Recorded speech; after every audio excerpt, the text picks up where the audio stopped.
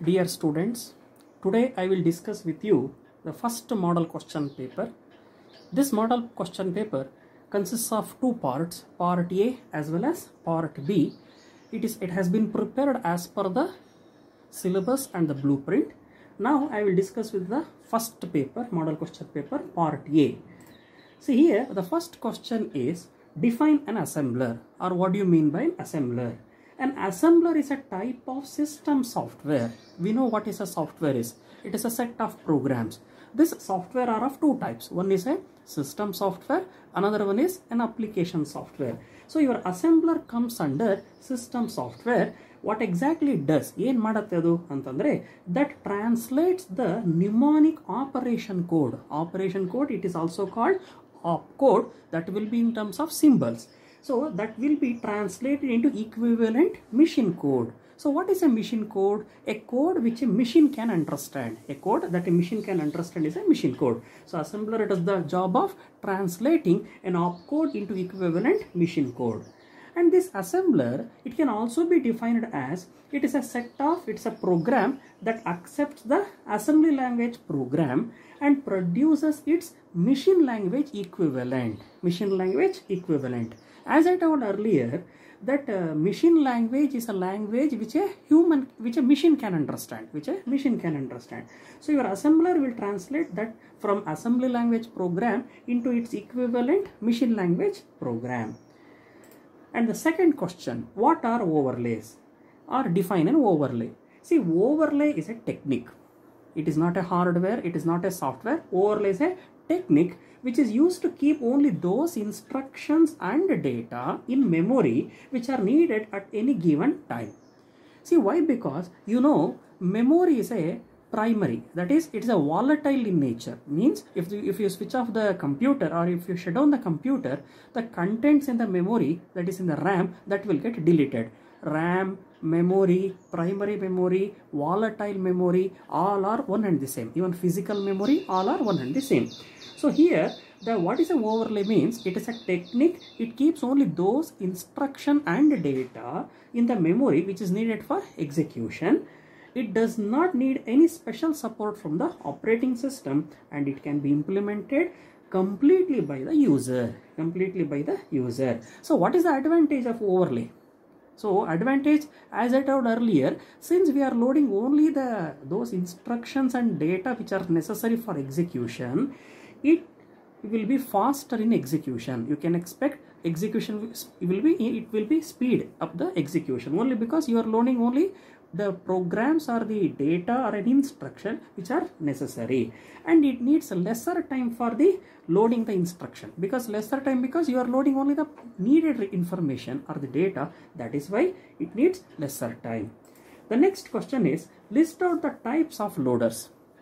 So you can list there are 5 different types of loaders exists. Which are those are?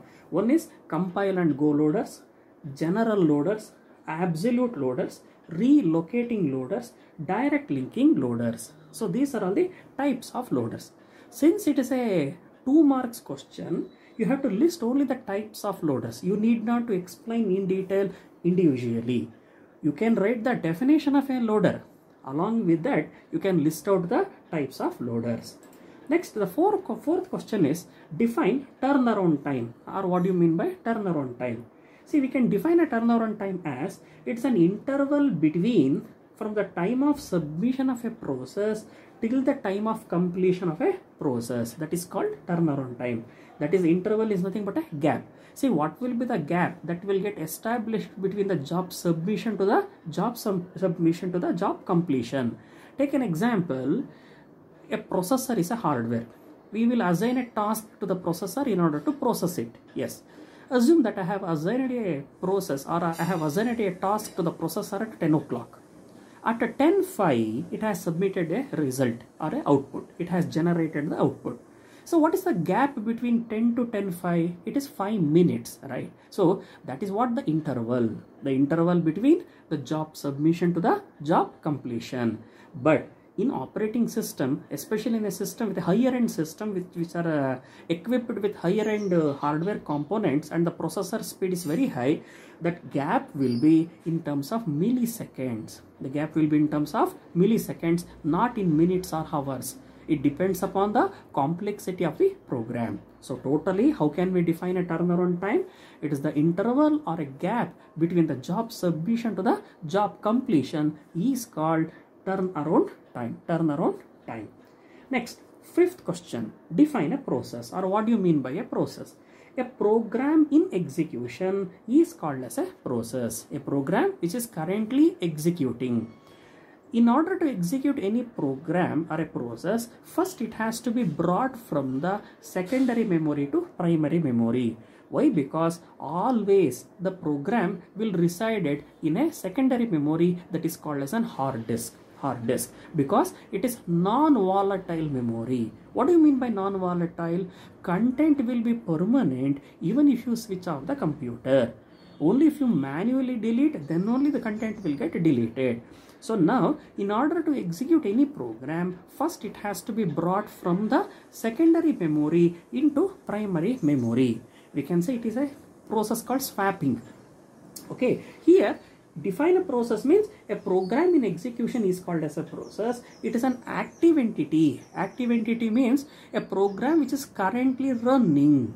A program which is currently running, we can say it is an active entity. So it can also be defined as a unit of work in a modern time sharing system. A unit of work done in a modern time sharing system, we can define it as a process. It is an active entity. So there is a difference between a process with a program.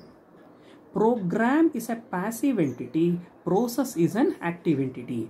Which one we can say it is an active entity means those applications or those informations which are currently in the memory, means total it is in execution. If that same data or an instruction, if it is loaded back into the hard disk, it becomes a program or totally a data. So this is the difference between a program with a process. The next question, define a program counter. What do you mean by a program counter? See, it indicates or it contains the address of the next instruction to be executed. It contains the address of the next instruction to be executed. See, here we need to follow several instructions in order to carry out some of the processing. So here each instructions are stored in some of the segments or memory blocks. When the first instruction has been executed or processed, the processor want to execute the next instruction. It has to locate where exactly it is. So your program counter, it gives you the address of the next instruction where the instructions or the procedure is present. Your program counter is also called instruction pointer. So sometimes in the examination they may ask define an instruction pointer. So both instruction pointer and program counter both are one and the same. Both are one and the same. The next one, what is aging? So define aging. So aging is a technique. Aging is it is a technique of gradually increasing the priority of a process. Gradually increasing the priority of a process. See, we can set a priority to a process. Just now we had seen the definition of a process. A program in execution is called as a process. We can set the priority for a process. So that is, the priorities are of two. Maybe that is high priority, low priority. Sometimes normal priority is also there. But usually we categorize with high priority and low priority. Those processes with a high priority, that will be processed first, or that will be evaluated first. Next, the execution will be the low priority. Sometimes what happens, when a processor, if it is keep on getting the high priority processes at irregular intervals, it will be keep on answering or processing only the higher priority processes. During that time, your processor may not get a chance for execution of a low priority process. Or you can say like this also, that is, low priority process or those processes which are labeled with a low priority may not get a chance for its execution. So here we are using a technique called aging. So it is a technique. So what exactly it does, so it will gradually increase the low priority process. So at one junction, those processes which are labeled with low priority, it becomes a high priority, and processor will execute or evaluate that process. That technique is called aging. Next, 8th question. Define a deadlock, or what do you mean by a deadlock? See, deadlock can be defined as if two processes waiting indefinitely for the want of resources which are held, that is locked by each other, then that situation which leads to a deadlock. If two processes indefinitely, what do you mean by indefinite? We don't know how long it has to wait. When two processes waiting indefinitely, for what? For what sake? For the want of resources which are held by each other. See, for this I will give you a very simple example for better understanding. Take an example. P stands for a process, R stands for a resource. Just now we had seen what is a process, a program in execution. R stands for a resource. Assume that the P1, process 1, is holding a resource called R1. It is already holding. It is already acquired, holding. But this P1 is requesting for an additional resource called R2. In the meantime, we have one more process called P2 that is also simultaneously running along with P1. P2 is another process. It is already holding a resource called R2 and requesting for an additional resource called R1. I think you got my point. P1, a process P1, it is already holding a resource called R1, requesting for additional resource called R2. P2, another process, it is already holding a resource called R2 and requesting for an additional resource called R1. But that additional resource R1, it is already held by P1. Now P1 is requesting for R2, it is already held by P2. So until and unless P1 won't release R1, P2 will not get a chance to execution. It won't get a chance for execution. Same way, similarly, P2 is holding R2. It is holding a resource or an instance of resource. We can say instance also. Instance means copy. P2 is holding an instance of resource called R2 and requesting for additional resource called R1. So until and unless P1 won't release R1, P2 will not get the resource R2. So that situation leads to deadlock. So that's what? If two processes waiting indefinitely for the want of resources which are held by or that is locked by each other, then that situation which leads to a deadlock. Yes. So for this you can write this definition. Along with that you can write the diagram which depicts holding and requesting. The 9th question. Define starvation. What do you mean by a starvation? It can be defined as, that is, starvation can be defined as, it is indefinite blocking of a process. That is, those processes which are labeled with a low priority, that will be blocked for the non-availability of a processor. So as I told in the earlier about in aging also, in aging we are gradually increasing the low priority process. Yes. Whereas in starvation, it tries to block those processes with low priority. It blocks those processes with low priority. Means those processes labeled with a low priority will not get a chance for execution, or your processor will not be available for them for the execution. Okay. So to avoid this, to overcome the problem of starvation, they have introduced aging. Yes. What is compaction, or define compaction? Compaction is a technique. Which is used to reduce the external fragmentation. What do you mean by fragmentation? It is a logical division of the memory. That is hard disk. It can be fragmented. That is, we can logically. See, you know the difference between physical division and logical division. Especially in memory management, or in this one, memory management, we use logical division. We do the logically dividing the memory or the hard disk. Yes. So it is a technique to reduce the, which one? That is external fragmentation. That technique, that is called as compaction. It is a compaction. So the 11th one, define a virtual memory. Define a virtual memory. When a huge amount of data or a program to be loaded into the memory for execution, your memory may go out of order due to the non-availability of the space. Yes. So in order to run any program, it has to be brought into the memory. Sometimes if you try to load all the data and instruction, if you try to load it into the memory, due to the non-availability of the memory, that is due to the restriction in the size or the space, you cannot load, you may not able to load entire data into the memory. During that time, we can use the virtual memory. You can use the virtual memory just to increase the available memory of your computer by enlarging the address space. Or places in memory where the data can be stored. We are enlarging means we are extending the memory so that you are accommodating additional data or an instruction to be loaded into the memory for the execution. So we can say virtual memory, it is a part of the main memory.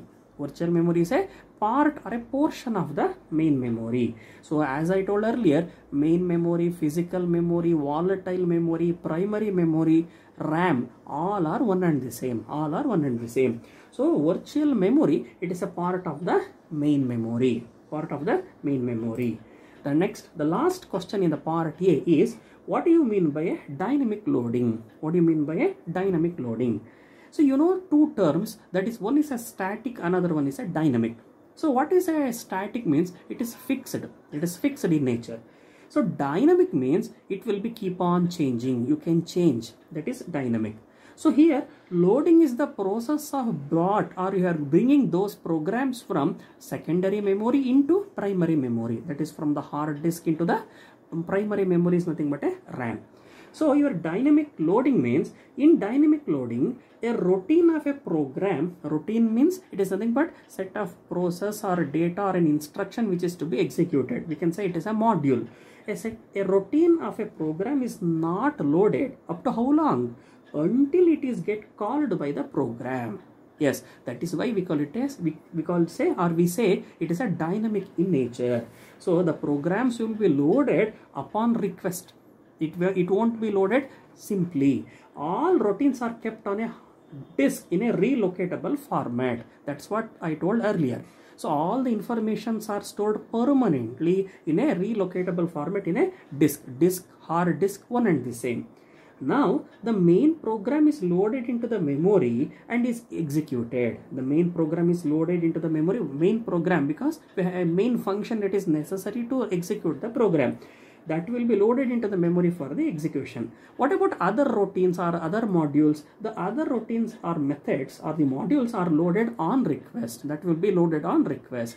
Take an example. I have written a program to perform basic arithmetic operations, wherein add, subtract, multiply, division. Consider this add, subtract, multiplication, division. I have defined it 4 different modules. Now, for all the 4 modules, we have a common main function or the main program. So, first what exactly we are going to do is, we will load the main function first. Then upon request, what type of operation we want to perform, whether you want to perform arithmetic, that is addition operation, then that add off, that module or a method that will be loaded from the disk, that is hard disk, into the RAM, that is into the memory. Next, if I want to perform subtraction operation, so that will be brought from the disk, that is from the hard disk, into the main memory. So upon request or whenever a request is made, only that part of the program will be brought from the disk into the memory. This procedure is known as dynamic loading. This procedure is called dynamic loading. So you may ask, sir, what is the advantage of dynamic loading? See, advantage is better usage of memory. Because instead of loading entire modules or all the modules in the memory, it will be of wastage of memory. So we can bring only those programs or modules which are needed for execution. So that is the advantage. And better memory space utilization, and unused routines will never be loaded. Unused routines means assume that some modules, if I won't use at all, then it won't be loaded. isn't it? Take an example. Out of, just now I told arithmetic operation, add of, sub of, mul of, div of. Assume that I want to perform only addition operation. If I don't have this concept of dynamic loading, I supposed to load the entire, all the modules, all the 4 modules, isn't it? So that is not needed. It's a wastage of memory and the time, and the transfer time will be more. Instead, what we can say, by using dynamic loading, we can load only those modules which are necessary for the execution. So this completes the part A. Totally it consists of 12 questions. Each question carries 12 marks.